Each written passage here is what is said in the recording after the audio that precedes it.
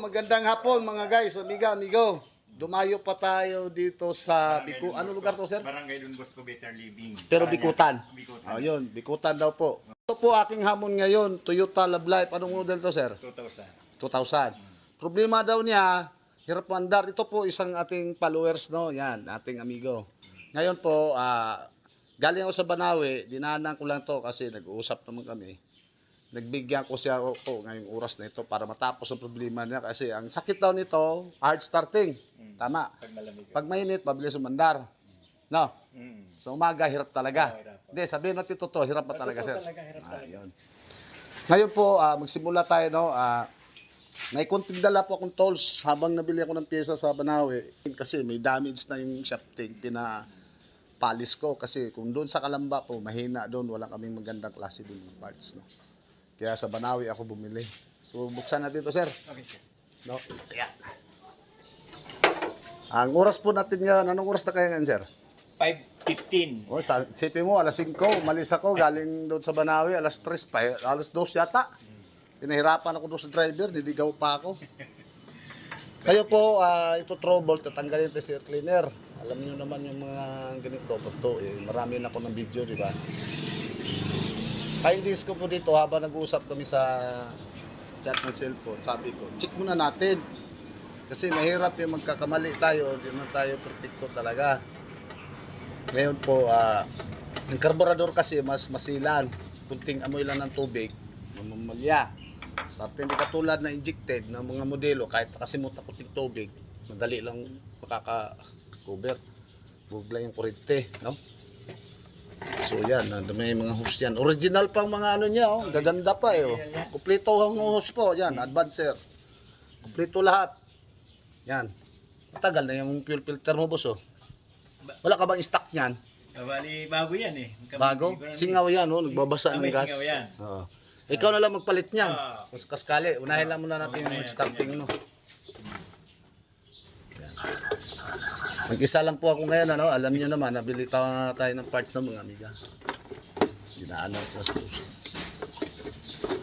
Hirap pala ako sa area. Ligaw-ligaw tayo. Hindi naman kasi tayo taga rito. Kakalamba tayo. Ito ngayon, ang problem niya, yung kanyang karburador, sana sumirit yan. Pwede pa hawak to, sir. Ito lang. Ito. Yan, tingnan mo, sir. Kahit anong pakatabatak-patak ng gas mo nito, ilawan nyo. Hindi ho talaga andar yan. Pero matagal, no? Oo, dami kang bomba kasi nagsumpong-sumpong yung plunger. Yan lang problema mo. So, babaklasin natin itong karburador. Yan po, no, mga guys, start na akong gagawa. Balikan ko kayo, no.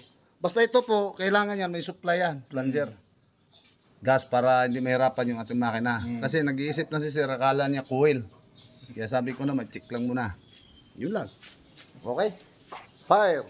Yan guys, no, tinisting na namin ni sir. Patunay kay sir yan, tingnan mo. One click na.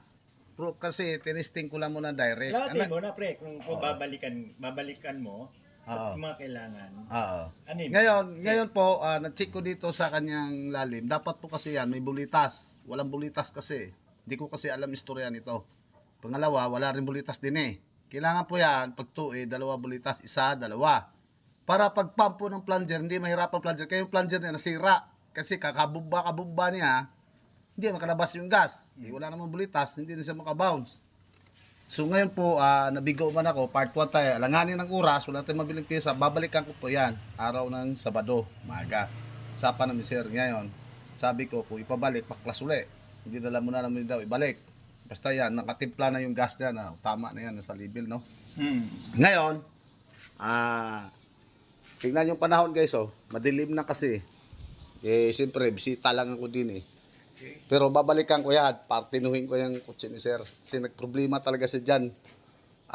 Ginawa kasi daw ang karburador yan. Naisip ko naman, nung ginawa ang karburador, na-check ko, kulang ang bulitas. Yun na lang po ang kulang kasi okay na po dito, wala nang barado. Okay na yung plunger na. Oo, okay na.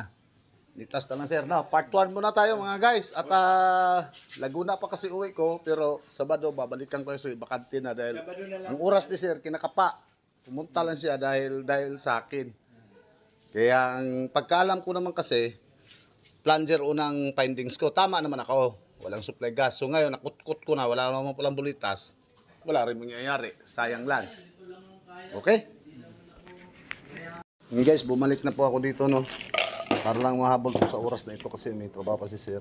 So, sisimula na po ako lang mag-isa, wala maghahawak ng video, pasensya na po, no? Basta balikan ko kayo pagka. Testingin nyo, pandar. Ayan guys, kinabit ko na, no? May bulitas na po yan. Convert ko lang kasi kaiba po ito. O yan, one click na ha. O. Yan po, ganun lang po pagka nagawa. Mga bulitas-bulitas, kailangan mabalik po yun, ano? Kasi ka plunger, pagka tulak na, malakas sumirit. Buko, ano? Durog-durog na yan, sir, oh. Hindi na talaga kaya sa katagalan na. Ngayon, kung may makita kay pagto, pwede din naman kasi yan, puro yan kinabit ko. Kita mo naman, kinupit ko na lang. Pero yan, sa ano yan, hindi na hard starting yan. Pinag-garantor ko sa inyo, one click na yan. Guys, gagamitin namin, road test na rin. Sabay hatid ako ni boss. Kasi may nabol po akong oras. Yan, ni-road test na po namin. Diretso na sa trabaho si sir. Ihatid na lang daw niya ako para sa kahit papuntang ano, Banawi. Saan ako ibaba, sir? Kung ano, pwede ka rin dyan eh. Bus ka lang eh. Bus? Kasi baka madali ka ng magta-taxi ka, baka ikot-ikot ka pa. Lalakihin. Oo, palalakyan ng metro. Ayun lang. Sige, bus na lang ho. Oh. Ano, kumusta naman sir ang takbo? Ayos naman siya. Wala naman problema sa takbo to. Yung starting lang talaga. Yun, yung nagawa natin. Yung sa umaga, pag malamig pa, puro crank. Cranking lang. Matagal bago umi-start. Naawa ka sa battery. Kaya malakas sa gas eh. Naawa battery at saka yung starter. Dalawa, nakasakripisyo eh. O ngayon, samantalang ano, nung maayos mo, one click na. Tuloy-tuloy na yun. Tuloy-tuloy na. Ang ano na lang natin yung air filter, Fuel fuel filter. filter. Kasi may singaw eh. Singaw, basa eh. Okay, basta. Kasi bawal po yun. Minsan hangin no. Mas yaw, kaya ko na Hangin gawin na yan. yun, ibubuga ng gasolina doon dahil singaw. May kunting hangin. Kailangan sulit talaga eh. Oo, so. Yan po, no, mga guys, ako yung magpapalam na po. Hanggang dito na lang po ating video. Minor trouble lang po. Napadayo ko dito sa bikutan ng ating isang followers. Tinapos ko na po ito. Yan po, maraming salamat po sa mga pagsubaybay ng mga ating mga sir, madam, amiga, amigo. Yan, finish work na po ako dito. At dire-diretso na si sir papasok sa kanyang trabaho oras kasi nga kinakapa na rin. Pares kami. Hirap maghanap mo. Ang hirap yung trabaho, paspasan na ng paspasan. Wala, sige. Okay, bye-bye po. Bye-bye po. Thank you.